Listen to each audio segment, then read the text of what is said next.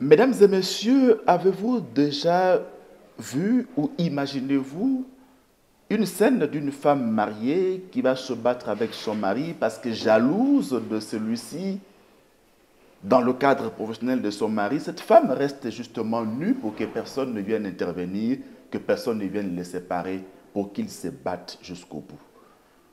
Vous voyez donc là ce que les ténèbres peuvent faire dans la vie d'une personne qui n'a pas su identifier son origine spirituelle. Nous recevons donc pour vous dans cet autre numéro de votre émission Écho de siège de la Fondation Langui Wosho, ici au siège de Goma, une messagère qui nous vient du siège de Kisangani de la province de la Chopo, en République démocratique du Congo. Nous recevons donc maman Cathy Kalaï, maman Cathy Shalom. Shalom. Vous êtes de la promotion RUT de la CFMC Kisangani, mère de 4 enfants, donc mariée, et c'est vous, la présidente du partenariat du siège de Kisangani, qui est le 3e de la Fondation Langui Wosho après Kinshasa et Lubumbashi en RDC. Vous êtes une femme commerçante et vous étiez habité par un esprit de jalousie qui faisait que vous quittiez Kisangani à l'époque pour rejoindre votre mari à Isiro, où vous alliez seulement vous battre. Relatez-nous comment ça s'est passé. Vraiment, c'était horrible. C'était horrible. À l'époque, je n'étais pas encore au ministère. J'étais dans un groupe de prière. Je ne peux pas citer le nom. Vous serviez Dieu dans ce groupe de prière-là? Oui, je servais Dieu. J'étais effisée. J'ai servi Dieu en social. Et dans le groupe de vie, parfois, j'ai partagé la parole. C'est là où j'étais. Mais je ne savais pas ce qui était derrière moi.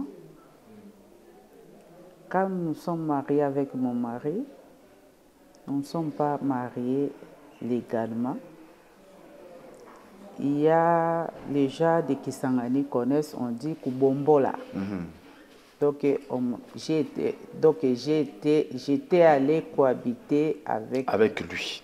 Je rappelle, maman Cathy, si vous le permettez, qu'en août prochain, vous allez totaliser 30 ans de vie commune avec papa Kalaï. Oui. Et vous avez comme ça passé 20 ans de fornication. Seulement 10 ans de mariage en bonne et due forme. Okay. Alors, relatez-nous un peu comment ça s'est passé quand vous alliez, par jalousie, vous battre avec papa à Isiro. Bon, mon mari, c'est un négociant. Il avait son comptoir à Isiro. Il achetait l'or, diamant. À part ça, on avait aussi construit un hôtel, l'hôtel à Isiro. On avait des agences de transfert de fonds. À l'époque, c'était les phonies, les agences phoniques. On avait l'alimentation, c'est ce que mon mari a. Donc, il avait plus de 30 personnels. Parce que tout ça, c'était dans une même parcelle. Oui. Et moi, j'étais à Kisangani avec les enfants. C'est là où lui, il était. Mais comme j'étais très jalouse, je ne savais pas d'où venaient tous ces jalousies-là, mais c'est au ministère que j'ai tout compris. Mais avant, lorsque je ne comprenais pas, j'étais très jalouse. J'arrivais même à payer les enquêteurs pour filer votre mari. Oui. Il arrivait parfois, mon mari à l'hôtel pour se faire son plaisir, mais je vais l'appeler que non, tu es dans l'hôtel tel, dans la chambre numéro tel, avec la fille, elle est habillée en couleur, en habit ceci. Donc tout ça, ça dépassait mon mari. Il n'arrivait pas à comprendre. Parfois, il disait que non, ma femme, c'est une sorcière ou bien une magicienne. Il ne savait pas. Or, moi, j'ai payé les gens. Et ces gens-là, dès qu'ils m'informent comme ça, dans ma tête, j'avais mis, lorsqu'on nous parlait d'Isiro, là, les hommes, s'ils arrivent là-bas, c'est pour ne plus revenir. pour ne plus revenir, il va épouser d'autres femmes et avoir des enfants. C'est ce qui était dans ma tête. Et moi, qu'est-ce que je faisais? À l'époque, il n'y avait pas vol direct Kisangani ici. Je prenais mon vol, je prends pour Ben, et je vais pour Ben. Arrivé à Ben, je prends encore une autre vol pour Isiro. Et dès que j'arrive, je descends. Mes enquêteurs là, ils m'ont déjà relaté tout et m'expliqué comment est la fille, où est-ce qu'il habite. Et si tu arrives, je prends des taxis dès l'aéroport vers la résidence de la fille. Et arrivé là-bas, si la fille est là, on se bat avec la fille. Je vais faire tous les désordres que j'ai envie de faire. Chrétienne, servante de Dieu. Servante de Dieu. Et dès que je quitte là-bas, c'est vers mon mari. Et si je le trouve là-bas, c'est le bagarre. Et parfois, il m'arrivait, pour que les gens ne viennent pas nous séparer, dès que j'arrive comme ça, je commence à me déshabiller. Je reste là avec sous-vêtements et permettez-moi le mot, sous-vêtements et... torse nu. Avec nos soutiens-gorge. Là, je commence... à vous battre avec l'autre. Lui, il ne va pas me battre, c'est moi qui saute sur lui. Et là, les personnels sont là, maman qui va venir toucher maman comme ça. Là, moi, je sens de la...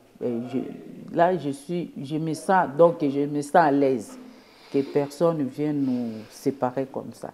C'était comme ça, ce n'était pas une fois ou deux fois, c'était plusieurs fois. Et pourtant, le combat n'était pas physique, il était spirituel. Vous ne l'avez pas compris quand vous étiez à l'église. Je n'avais pas compris. Et en le faisant, qu'est-ce que ça avait comme effet sur votre mari? Ça l'a amené à changer ou bien il s'est radicalisé? Vraiment, moi, quand je suis venue au ministère, je me suis demandé, j'ai commencé à m'interroger. Mais pourquoi un homme me supportait comme ça? Et c'est à ce moment-là que Dieu commençait à me montrer au ministère que non, de notre origine, nous sommes les sirènes. Un homme ne peut quitter jamais une sirène. Et c'est la sorcellerie là qui retenait mon mari à rester avec moi. Parce qu'il ne me chassait pas, il ne m'abandonnait pas. Après ça, c'est d'ailleurs lui qui me demandait pardon. C'est lui qui cherchait la paix. Et moi, je suis là, gros dos. Maman Cathy, en 2004, nous sommes à Isiro, c'est là que vous rencontrez le Dieu du combat spirituel. Mais lorsque vous suivez les enseignements à la CFMC, vous vous retrouvez dans ces enseignements-là. Et qu'est-ce que ça a comme effet sur votre jalousie? Bon, au début, lorsque je suis arrivée au ministère, c'était en 2004, par le canal d'une maman à Isiro. Maintenant, elle est aussi à Kisangani, maman Francine. C'est elle qui m'a menée toujours au ministère. Là, je vois, ça c'est quelle histoire. Mais si je rentre à Kisangani, je suis là. Vous retrouvez votre église? Dans mon église.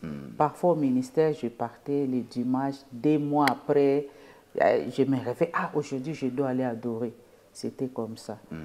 Et avant, je vous ai dit que j'ai 4 enfants, mais j'avais 5 enfants. Et la dernière... Votre cadette? La cadette, lorsqu'elle est décédée, avant qu'elle soit née, j'étais malade. Pendant la grossesse, j'ai souffert de l'hypertension que j'ai découvert au ministère. C'est une maladie familière aussi. J'ai souffert de l'hypertension et j'étais passée par la césarienne et le médecin m'avait interdit de ne plus mettre au monde parce qu'avec l'hypertension et la grossesse, ce n'est pas bon. Et je me suis dit, j'ai 5 enfants, 2 filles et 3 garçons. C'est suffisant. C'est suffisant. Et 1 année et demie, l'enfant est décédé triste. En 2008. Et là, c'est un autre témoignage que j'ai. Et j'étais encore tellement malade, trop malade. Preuve en est que non, je souffrais de...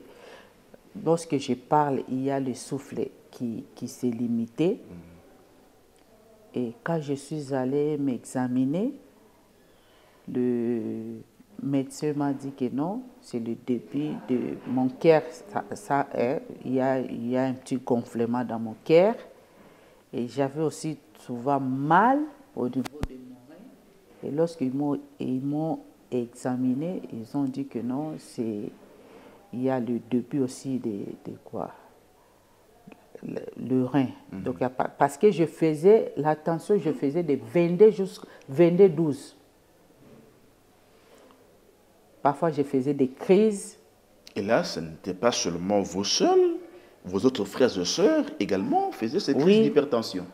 Et tous, nous sommes en 4. L'aîné, aujourd'hui, là, c'est grâce au Dieu du combat spirituel qu'il a été sauvé de l'AVC. Et le deuxième aussi, il avait fait l'AVC. Lui, d'ailleurs, je dépassais beaucoup. Lui, il ne voulait pas venir au ministère. Je l'avais envoyé à Kinshasa pour aller... Parce qu'il a été... sa tête... La tension a affecté... L'AVC a affecté sa tête. Il n'arrivait pas à bien parler.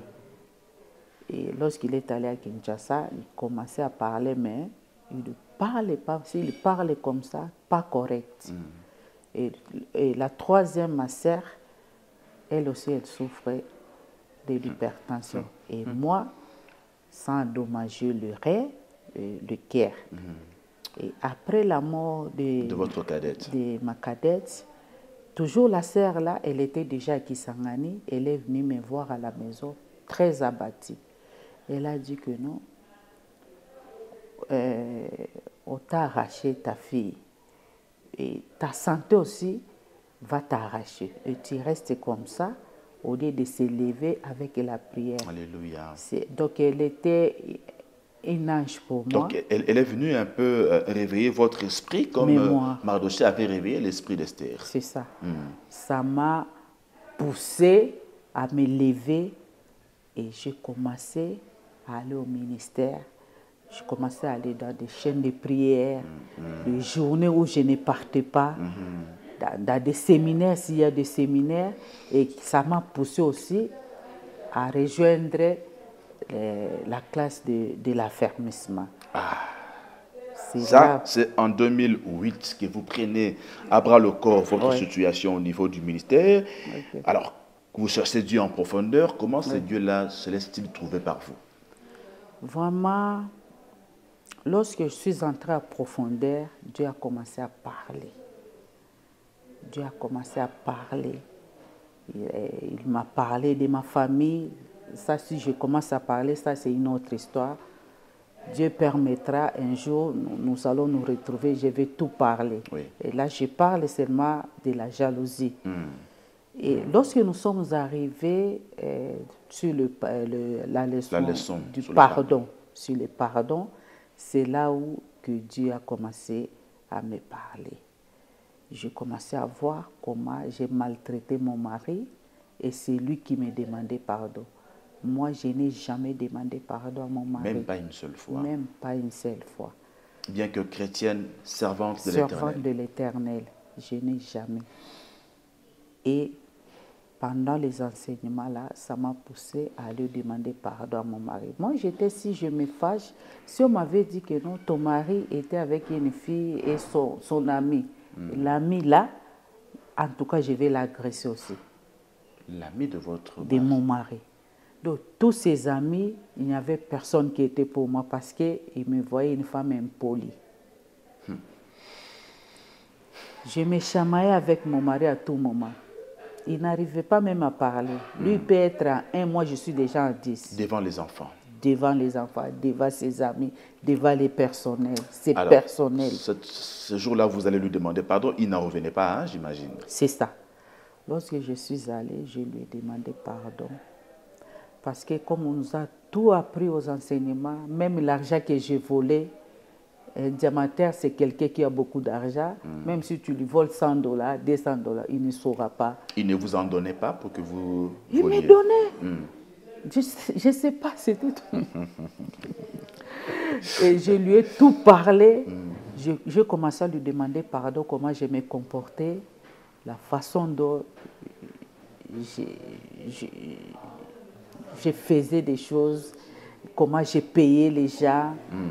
Pour le filet. Pour le filet. Et je ne me suis pas limitée à lui. Je suis allée voir ses amis, tous ses amis, et je les ai demandé pardon. Preuve en est qu'un de ses amis, il était à FEPACO, on le disait qu'il mousait avec sa femme et sa famille. Mais aujourd'hui, il est au ministère parce qu'il a dit... À la suite du pardon que vous lui avez demandé. Oui. Alors, ce qui fait qu'en 2014, vous avez décidé de régulariser votre union après 20 ans de fornication. Qu'est-ce qui a poussé papa à accepter finalement de vous épouser en bonne et due forme? Vraiment, lorsque nous sommes mariés avec mon mari, on était encore, moi j'avais 20 ans, et lui il avait 26 ans. Et après, lorsque nous sommes mariés, ma famille était choquée parce que tous attendaient à moi une fille là qui sera diplômée, qui va faire l'université. Chose que mes frères, mes sœurs n'ont pas fait ça. Et mon père aussi attendait. Après avoir eu ma première fille, une année et quelques mois, et mon mari a dit que non, sa famille il est venu seulement doté. Chose que dans ma famille, on n'a jamais fait ça. Et il a dit, je ne dois jamais aller en civil. Je ne dois jamais t'amener dans l'état civil parce que là, nous allons faire le mariage des communautés des biens. Tout le bien que j'ai, au risque de partager. Ça, c'était la famille, sa famille, qu'on lui prodiguait des conseils pareils. Que non, je ne peux jamais t'amener. Et là, il disait toujours, lorsque nous parlons, moi, pour Nabalayo, il faut que ça ait 70 ans. Il faut ça. Et qu'on civil dans la alliance. Et tout ça pour que vous ne soyez pas sous le régime de la communauté universelle des biens. Mais lorsque nous sommes arrivés au combat, quand je suis arrivé au combat, lui, il était dans une église assemblée des saints. C'est sous forme de Branham. Chez eux, les femmes ne peuvent pas prêcher. Moi, quand nous sommes mariés, moi j'étais protestante, missionnaire.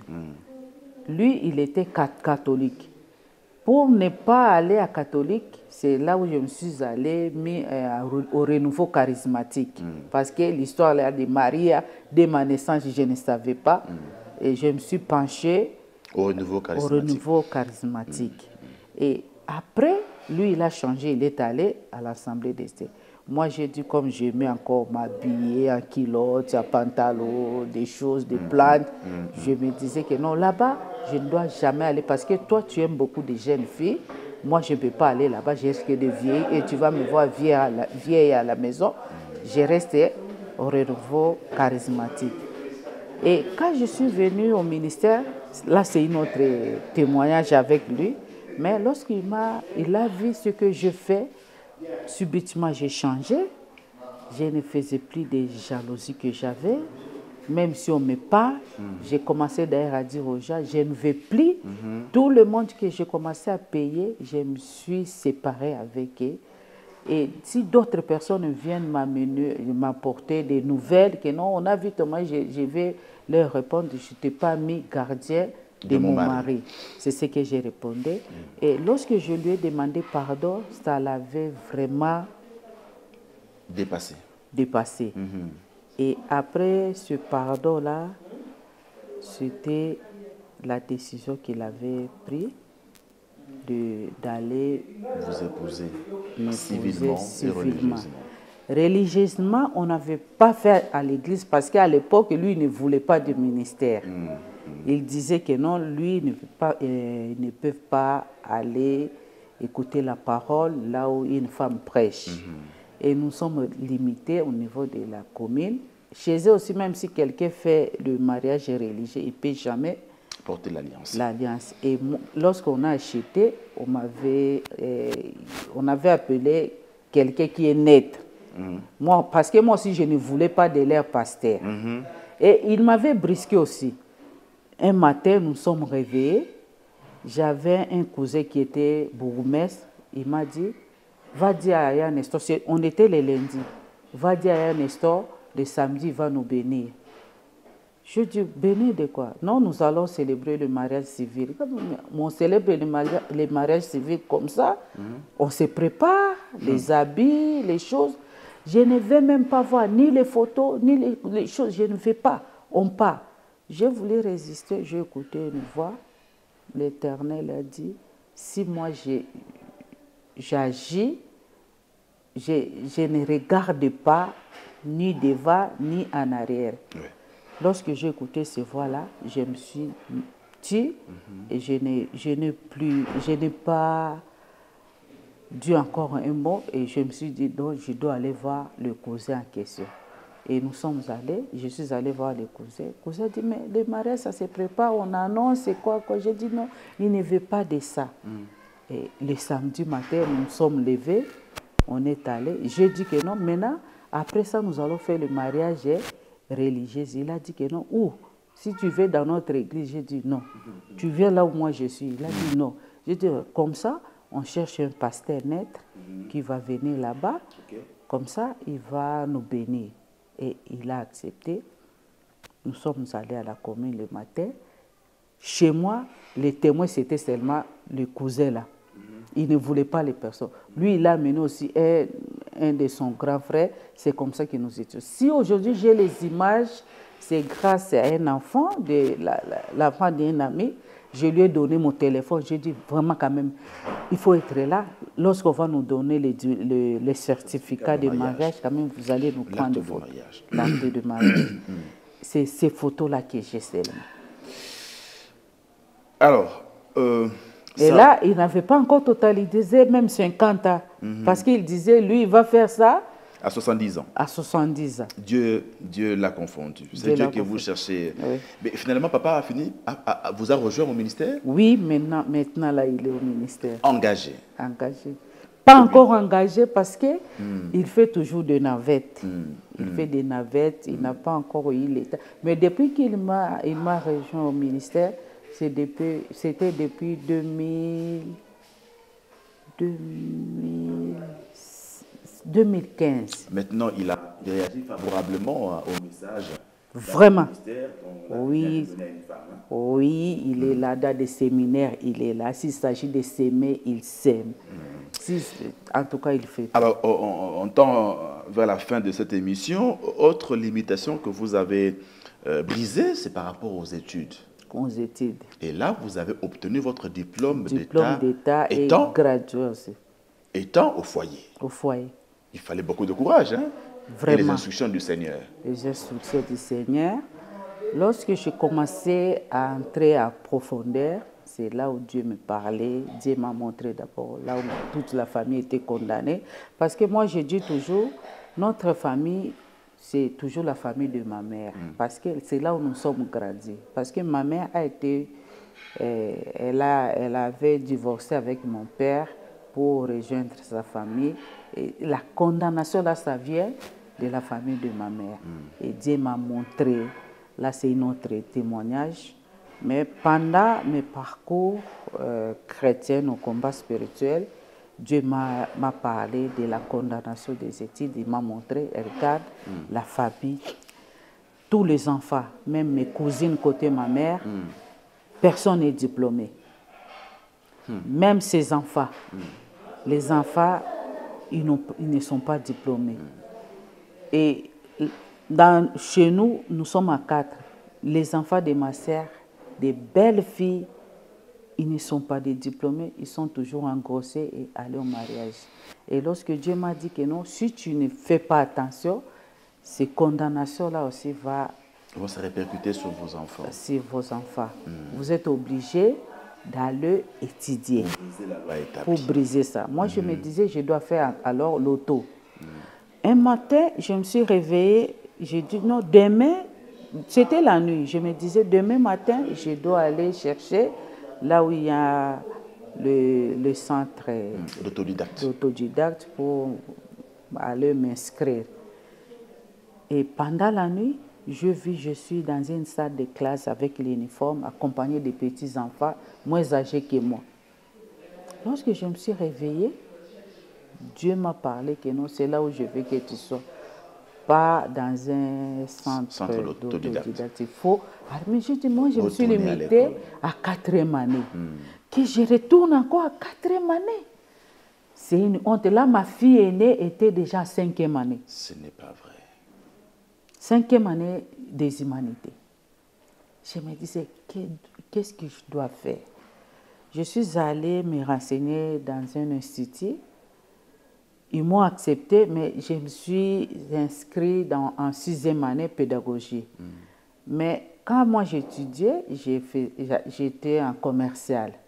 J'ai dit, avec la tête, là, les enfants, commercial, encore les calculs, ça sera dur pour moi. Je dois faire la pédagogie. Et je me suis inscrite à 6e année. C'était une école de vacations après-midi.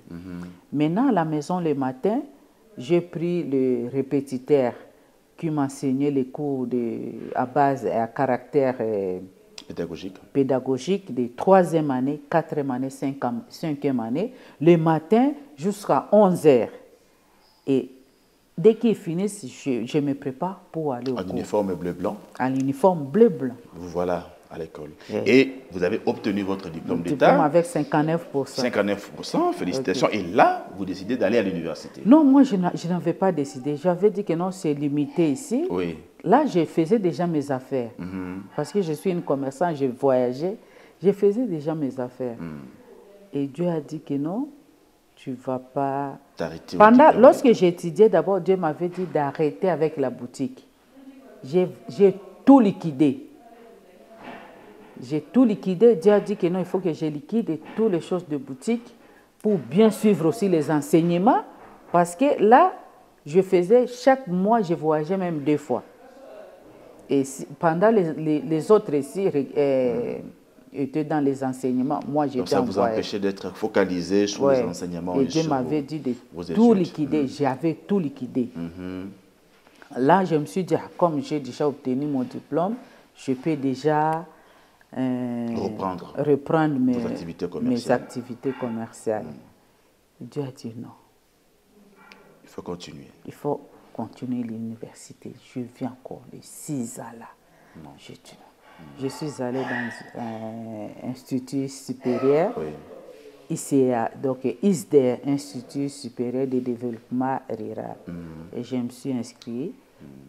C'est là où j'ai obtenu aussi. C'est une autre témoignage parce que pour finir ça, c'était pas facile. Il y avait des réclamations qui étaient là. À la fin de mes études, j'étais tombée malade. J'ai passé votre session d'examen. D'examen sous malade. Vous avez défendu votre travail de fin de sous malade. Et après avoir seulement défendu, là, j'étais bien. La santé a été rétablie et on m'avait collé en première session. La loi établie. Quand on veut la briser, il y a de représailles. Et aujourd'hui, ma fille est licenciée. Alléluia. Mon fils est licencié, mon deuxième. Et le 3e aujourd'hui, il est en France. Il va finir en droit. Et le cadet, il est en G1. Il fallait que maman brise la loi établie pour que les filles et les fils ne subissent pas cette condamnation-là. Et les enfants de mes frères, mes cousins, ma sœur aussi, il y a des diplômes maintenant. Alléluia, alléluia. Je voudrais que vous puissiez terminer par un message de paix, d'assurance à ces mères, à ces épouses qui sont très jalouses et qui pensent qu'en se battant avec leur mari, elles vont arriver à les amener à changer de comportement, à devenir fidèles. Que pouvez-vous leur dire? En tout cas, conseil que je donne à ces femmes, aux femmes de ce genre, de s'accrocher à Dieu, de laisser tomber leur jalousie. Et s'ils s'accrochent et s'accrochent à Dieu, moi je ne savais pas, c'est au ministère que je suis là j'avais oublié, par mon nom, parce que mon poste nom c'est Litouka. Litouka, lorsque au ministère on nous a demandé que signifie Litouka, je suis allée demander, ils m'ont dit c'est là où c'est les braseros des indigènes. Lorsque j'ai brisé le nom de Litouka là, avec ses effets dans ma vie, c'est ce qui m'a poussé à être maintenant une femme là, docile devant mon mari. Et je vais dire à ces femmes-là de ne pas condamner leur époux, parce que tout ça, ici au ministère, on nous dit, avant de condamner ton mari, il faut te regarder toi-même. Et si mon mari faisait tout cela, c'était d'abord la condamnation que j'avais de la célibat. Et à travers ces noms-là qu'on m'avait intronisé, parce que là, j'ai dit qu'on m'avait intronisé. C'est au ministère que je suis, c'est là où on me condamnait.